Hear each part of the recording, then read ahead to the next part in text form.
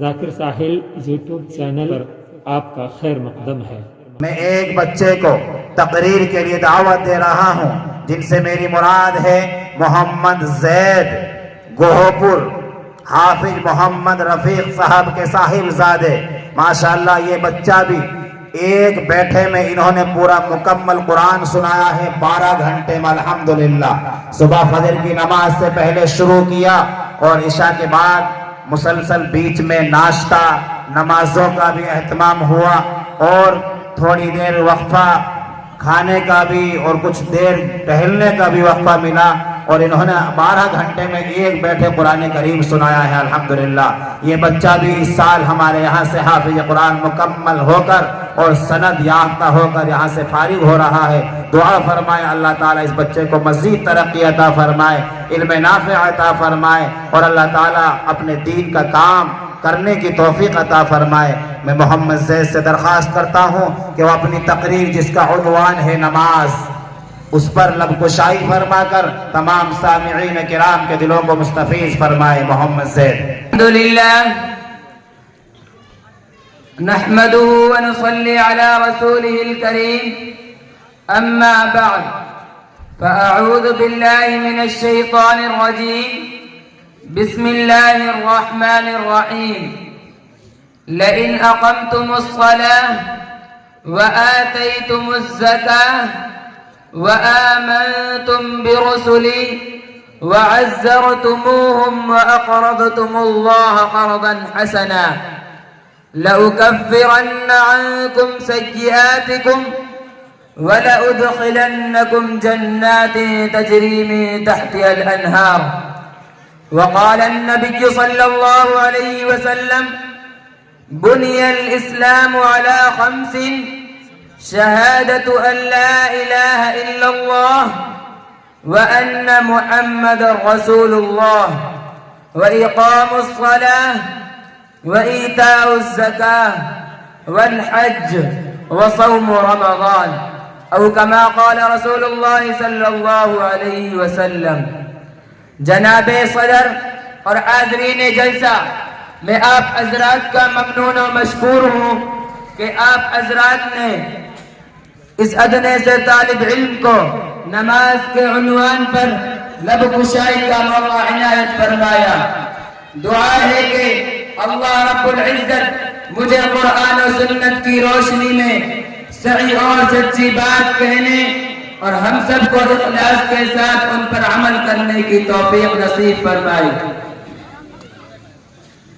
محترم حضرات، بخاری شریف میں 8 نمبر کی روایت ہے، آپ صلی اللہ علیہ وسلم ارشاد فرماتے ہیں بنی الاسلام علی 5 کہ اسلام کی بنیاد 5 چیزوں پر ہے، یعنی اسلام کا دار و مدار 5 چیزوں پر ہے۔ اگر کوئی بندہ ان میں سے کسی ایک چیز کا بھی انکار کر دے، کسی ایک چیز کو بھی تسلیم نہ کرے، تو محدثین نے لکھا ہے کہ اس کا ایمان مکمل نہیں ہو سکتا۔ آپ صلی اللہ علیہ وسلم نے ارشاد فرمایا شہادت ان لا الہ الا اللہ، کہ اس بات کی گواہی دینا کہ اللہ کے علاوہ کوئی عبادت کے لائق نہیں، وَأَنَّ مُحَمَّدٌ رَّسُولُ اللَّهِ، اور اس بات کی گواہی دینا کہ محمد صلی اللہ علیہ وسلم اللہ کے رسول ہیں، وَإِقَامُ الصَّلَاةِ، نماز قائم کرنا، یعنی دن و رات میں 5 نمازوں کی پابندی کرنا، وَإِيتَاءُ الزَّكَاةِ، زکوٰۃ ادا کرنا، وحج البیت، بیت اللہ شریف کا حج کرنا، وصوم رمضان، اور رمضان المبارک کے روزے رکھنا۔ تو پتہ چلا نماز پڑھنا، نماز کی پابندی کرنا یہ اسلام کا ایک بنیادی اور اہم رکن ہے، جس کا بغیر ہمارا اسلام اور ہمارا ایمان مکمل نہیں ہو سکتا۔ آپ جانتے ہیں پورے قرآن میں مکمل 30 پاروں میں سب سے زیادہ جس عبادت کے کرنے کا اللہ رب العزت نے اپنے بندوں کو حکم دیا ہے وہ عبادت نماز ہے۔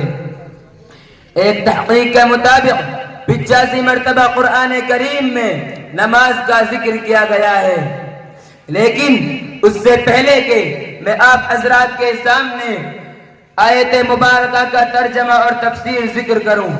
ہم یہ سمجھیں کہ نماز کب اور کس طرح سے فرض کی گئی تو ہم سمجھیں اس سلسلے میں مؤرخین اور فقہاء کرام کے مختلف اقوال ہیں کہ نماز کب اور کس طرح سے فرض ہوئی. لیکن محققین نے لکھا ہے کہ معراج کے واقعے سے پہلے صرف 2 نماز فرض تھی. ایک سورج نکلنے سے پہلے یعنی فجر کی نماز، دوسری سورج غروب ہونے سے پہلے یعنی عصر کی نماز.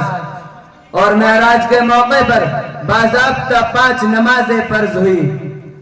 حضرات محترم، معراج کا سفر کیا ہے اور کیسا ہوا؟